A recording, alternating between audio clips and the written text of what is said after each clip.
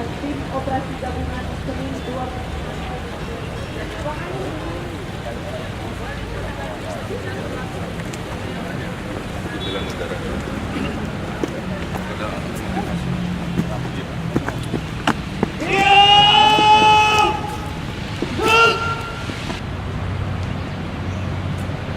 Lapor, apel dan pekerja menanyakan dengan bus terjadi di Kota Bandung dan pelepasan operasi gabungan 25 November tahun 2013. Siap! Ajarkan!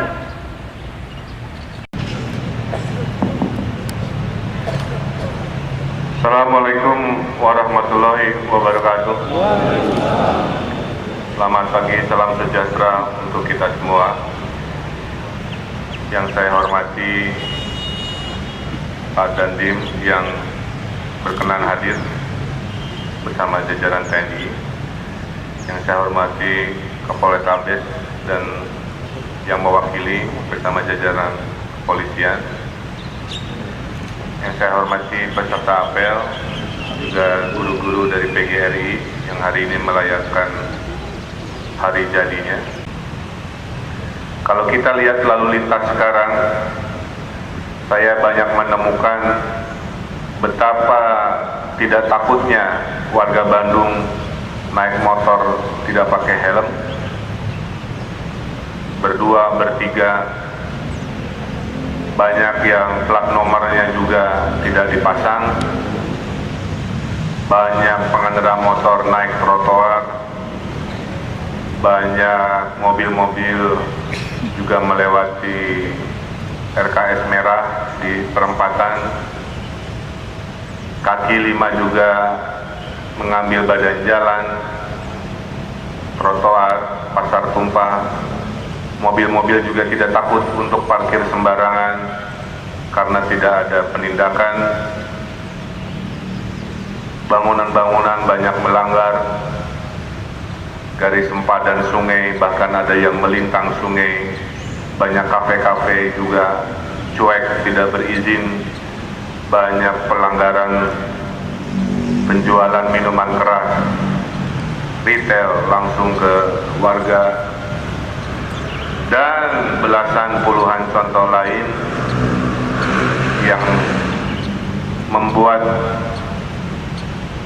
sebuah tekad bahwa kota ini harus diselamatkan. Oleh karena itu, kota ini milik semua yang menghirup udara kota Bandung, semua yang meminum air tanah kota Bandung, semua yang mencari nafkah dan beraktivitas di kota Bandung harus ikut berpartisipasi.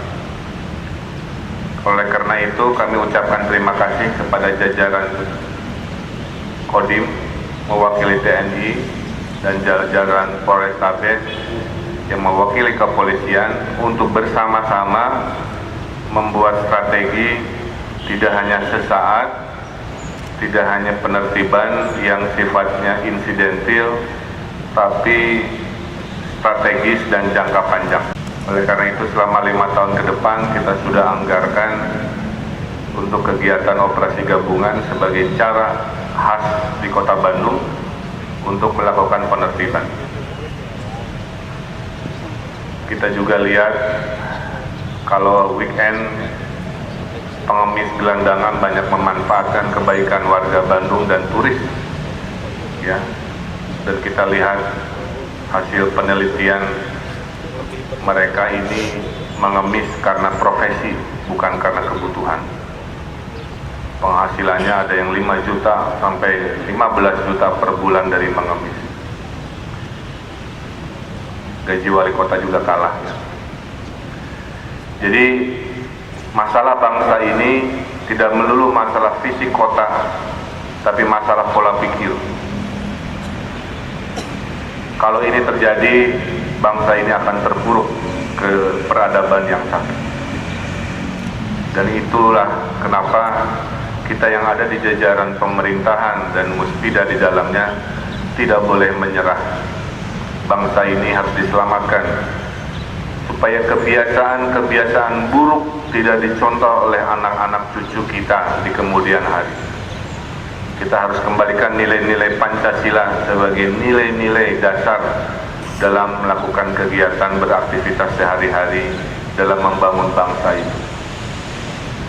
Kemuliaan bapak-bapak, ibu-ibu ada pada keikhlasan dalam bekerja. Saya minta khususnya jajaran Satpol PP, Dishub, Diskar, timnya harus kompak, ingat sumpah jabatan menjadi PNS, ada sumpah, ada janji yang mulia yang harus kita tegakkan.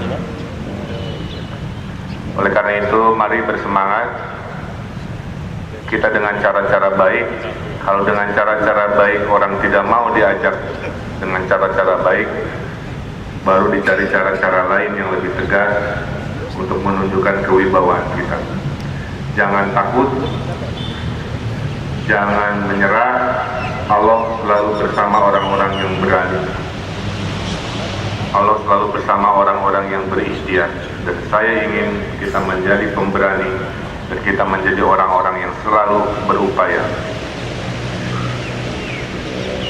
Berikutnya khusus untuk PGRI, saya ucapkan selamat hari jadi. Semua guru di luar kesehariannya juga manusia yang mempunyai banyak keterbatasan, tapi kemuliaannya ada pada ilmu yang diturunkan sesuai hadis. Terputuslah amal seorang muslim kecuali 3 hal: anak yang mendoakan orang tuanya, amal jariah, dan yang terakhir adalah ilmu yang bermanfaat. Jadi walaupun kita sudah tiada, ilmu bapak ibulah yang nanti mengantarkan anak-anak didiknya menjadi orang-orang hebat, orang-orang juara. Dan siapa tahu ada salah satu anak didik ibu bapak menjadi Presiden Indonesia misalkan, siapa tahu. Oleh karena itu, di luar keterbatasan sehari-hari, ingat kemuliaan seorang guru ada pada ilmu yang mengalir seperti sungai mengaliri sawah-sawah dan melanjutkan kehidupan yang tiada henti. Oleh karena itu, saya ucapkan sekali lagi selamat. Mari tingkatkan kualitas edukasi kepada anak-anak kita. Mari kita tingkatkan kualitas pendidikan di Kota Bandung khususnya. Kami punya komitmen Bandung juara dari sisi pendidikan. Mudah-mudahan dengan kekompakan kita bisa menjadikan Bandung juara. Kalau Bandungnya juara, insya Allah Indonesia juga juara. Itulah mimpi yang ini kita capai dengan waktu yang secepat-cepatnya. Saya kira itu amanat dari kami selaku pimpinan Kota Bandung. Selamat bertugas, tetap semangat, dan ingat, saya sebagai wali kota sering turun ke lapangan. Jadi mari tidak ada yang berleha-leha ya, karena saya akan turun langsung di beberapa titik juga untuk mengamati sebagai komitmen kami bahwa pimpinan tidak hanya dilapori tapi ikut melakukan kegiatan-kegiatan yang dianggap penting. Saya kira itu amanat pagi ini, tetap bersemangat dan tetap ikhlas melaksanakan aktivitas. Billahi taufiq wa hidayah. Wassalamualaikum warahmatullahi wabarakatuh.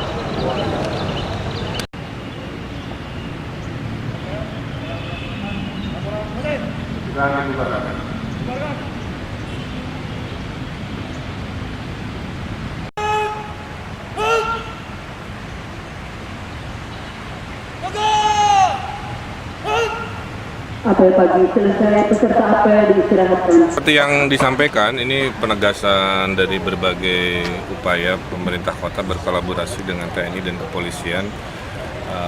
Kalau yang beberes bebersih mah sudah jalan ya. Oke, Pak Dandim nanti bisa menyampaikan. Kalau ini lebih penegakan K3 secara resmi, jadi nanti penertiban tidak hanya selalu oleh Pol PP, tapi akan melibatkan aparat polisi dan memang sudah pernah dilakukan, tapi tidak dalam format resmi menjadi sebuah kebijakan. Kemarin kan masih testing dulu, nah sekarang komitmen dari kepolisian dan TNI supaya kalau terjadi ada hal-hal di luar kemampuan Pol PP, TNI polisi bisa membantu. Ke PKL Patihan hari ini jadi Pak? Ya, fokus dulu di titik-titik yang sudah kita beri solusi.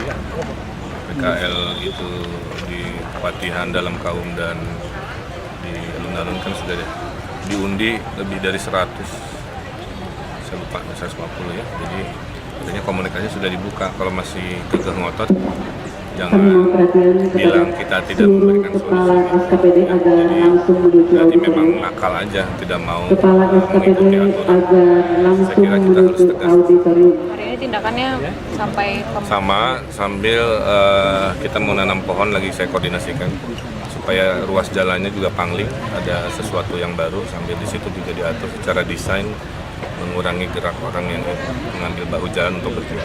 di kawasan Patihan dulu. Patihan. Hari ini nggak ada tawar Pak, harus bersih ke Patihan. Dari kemarin juga, jadi memang ya masalah dari pihak PKL ini yang suka mencuri-curi kesempatan. Jadi makanya dengan adanya Pol dan TNI mudah-mudahan yang melanggar itu bisa kita tertibkan. Penjagaan tiap hari Pak. Setelah ini. Salah satunya ada metodologi, tapi juga kita punya keterbatasan kalau jaga tiap hari selamanya kan nggak bisa. Jadi Jadi sekarang balik-balik lagi Pak kalau nggak dulu. betul, makanya solusinya by design. Kita taruh bak pohon yang besar, bangku taman, sehingga ruang gerak untuk jualannya kan makin banyak.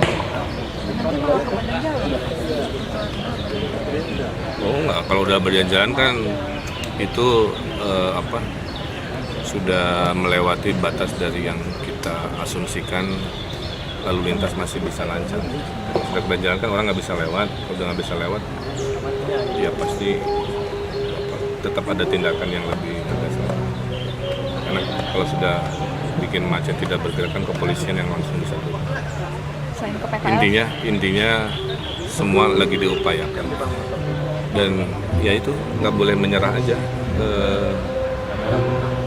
Masalah di Bandung ini tidak melulu masalah infrastruktur dan perangkat pemerintah, reformasi pelayanan, tapi pola pikir masyarakat juga harus kita bangun untuk taat aturan, dan ini mewakili bahasa Sunda nama kopeh gitu ya. selain penertiban PKL Pak yang akan Banyak, reklame kan sudah akan kita intensifkan juga, kemudian penertiban bangunan liar juga kita akan tertibkan, kafe-kafe tidak berizin. Jadi ternyata di setiap dinas-dinas ada pelanggaran-pelanggaran yang membuat banyak orang nyaman dalam pelanggaran, dan saya kira itu tidak bagus. Pak imbauan sendiri tadi ke PKL-nya Pak sudah dilakukan penegasan ke masyarakat sendiri yang suka beli Ya, atau sekarang kita lagi merumuskan sebuah upaya agar kita melakukan tindakan kepada yang membeli di area-area yang terlarang, kemudian memberi uang ke pengemis-pengemis. Jadi sekarang selain ke bagian itunya juga kepada si masyarakat. apa Pak? Nah, ini mau menambahkan terkait ini. Silakan. Berapa Pak anggota TNI hari ini yang diturun yang dilibatkan untuk kepatihan? TNI yang diturunkan hari ini kurang lebih sekitar 1 SST untuk sementara 37, karena nanti akan berkelanjutan sesuai dengan kebutuhan perkuatan yang diminta oleh Satpol PP maupun Polri, karena ini sifatnya perbantuan TNI kepada pemerintah daerah dan perbantuan TNI kepada Polri. Jadi kita menyesuaikan dengan kebutuhan di lapangan. Sebanyak apapun sebenarnya tersedia, tetapi tergantung Masuk dengan, seperti BBRS kan banyak ya. Nah, kalau BBRS memang sudah banyak. BBRS itu kemarin juga melibatkan hampir 2.000 sesuai dengan kebutuhan di lapangan. Kalau ini berapa personil Pak? S1 SST itu berapa personil? Untuk SST sekitar 36. 36. Pak ke apa ya yang dilakukan TNI sampai sejauh apa kalau hari ini nanti bisa Membackup. Kan kita fokus nggak semua titik, kita fokus hanya 3 titik di daerah Patihan, Dalam Kaum, sama alun-alun. Karena banyak sekali. apa yang dilakukan TNI-nya Pak? Sementara membackup, jadi tetap kegiatan-kegiatan dilaksanakan, kegiatan dari kegiatan Satpol PP dan kegiatan Polri kita kalau terjadi ada pandangan Kalau mereka melawan, Ya kita sifatnya juga sama membantu pihak kepolisian membantu pengamanan. masa negara kalah. artinya kalau harus tindakan represif juga Saya rasa dilakukan. mungkin dengan tindakan persuasif masih bisa. Represif itu keputusan terakhir, kegiatan represif. Tapi jika diperlukan memang tidak mau dikompromikan lagi ya Pak ya? Sebisa mungkin kita laksanakan secara persuasif. Itu terpaksa gitu. Kalau sudah terpaksa, saya rasa Bisa self defense. ya self defense. Ya, saya kira. Ya, kita terindikasikan masalah pelanggaran Perda ini banyak sekali ya. Dari mulai PKL di zona merah, dari mulai reklame tidak berizin, ada kafe tidak berizin, ada pelanggaran bangunan dan sebagainya. Ini Bandung penuh dengan pelanggaran-pelanggaran yang kalau tidak ada tindakan memberi presiden buruk terhadap masa depan kota ini. Oleh karena itu, hari ini kita gelar pasukan untuk mengantisipasi, karena punten kadang-kadang dalam pelaksanaan di lapangan suka ada info backing ini, backing itu gitu kan, yang kadang-kadang mungkin di level Pol PP tidak bisa selesaikan. Oleh karena itu kita butuh lintas instansi dan memang direspon baik ya, sehingga ada satu satuan dari TNI dan kepolisian yang diperbantukan dalam penegakan K3 ini. Tentunya penegakan tetap dalam persuasif ya, tidak ada represif, kecuali kepepet lah kira begitu. Itu pun kita tidak akan pernah menjadikan policy kecuali ada yang pihak-pihak yang melakukan provokasi, tapi intinya dengan persuasif dan sudah kita berikan solusi. Karena kalau tidak dilakukan, ini jadi presiden buruk. Kota ini seolah-olah tidak ada aturan. Oke, Pak Wali, tapi untuk sekarang gelar operasi dengan TNI Polri tidak hanya fokus kepada PKL, tapi secara menyeluruh. Ya, tadi saya sampaikan termasuk penertiban reklame-reklame liar yang juga harus ditertibkan dan tersinyalir banyak di-backingi juga oleh oknum-oknum dari aparat ya. Jadi komitmen sampai ke Panglima Siliwanginya, Kapolda juga levelnya turun karena Bandung kan ibu kota provinsi. Jadi yang mendukung ini tidak hanya level Polrestabes atau Dandim, tapi sampai Pangdam dan Kapolda juga punya concern karena juga berlokasi ngantornya di sini juga katanya. Oke, yang menarik Pak tadi dari arahan Bapak bahwa untuk yang di trotoar sendiri tidak hanya PKL tapi kendaraan-kendaraan yang parkir dan melintas enaknya juga itu akan kena dampaknya, terutama pintu masuk yang pengusaha-pengusaha membuka secara ilegal juga itu akan menjadi penentuan Pak. Ya, saya sudah instruksikan ke dinas-dinas di Bandung, tolong catat pelanggaran di level dinas itu ya. Kalau dinas kesehatan apa pelanggaran di dunia kesehatan, kalau dinasnya dia tadi BPPT apa pelanggarannya, taman seperti apa, DBMP seperti apa. Saya yakin jumlahnya sangat banyak. Jadi tidak hanya urusan yang biasa kita lakukan. Jadi ini pelanggarannya multidisiplin ya, dan penegakannya juga tentunya multidisiplin dan butuh waktu. Seperti yang saya sampaikan, ini bukan hanya dalam rangka tahun 2013, tapi juga ini adalah rencana selama 5 tahun ke depan menjadi sebuah upaya rutin gabungan tidak hanya oleh Pol PP tapi juga oleh seluruh aparat. Terakhir Pak, kalau mungkinan pengusaha dan PKL itu sudah pasti melanggar Pak. Nah, himbauan supaya masyarakat pun tidak mengikuti dari melanggar aturan itu bagaimana untuk masyarakat? Jadi tidak membeli sembarangan. Betul. Atau juga bagaimana? Jadi saya himbau warga Bandung ya, tidak mungkin ada supply kalau tidak ada demand gitu. Tidak mungkin pengemis berkeliaran kalau mereka tahu bahwa orang Bandung baik hati dan kadang-kadang dimanfaatkan. Jadi misalkan untuk PMKS jangan memberi uang, lebih baik disalurkan ke lembaga-lembaga resmi. Kita lagi ada program inovasi namanya SMS sumbangan yang resmi dari pemerintah. Nanti uangnya langsung dipakai untuk kegiatan pemberdayaan PMKS. Termasuk juga mohon belanja di tempat yang sesuai aturan. Jangan membeli di tempat-tempat yang melanggar peraturan di zona merah. Karena kalau pembelinya masih begitu juga kegiatan pelanggaran ini akan terus berlangsung. Ini yang saya sebut dengan di masa depan perubahan pola pikir harus datang dari warga juga, termasuk warga yang membeli dan memberi uang. Terima kasih Pak.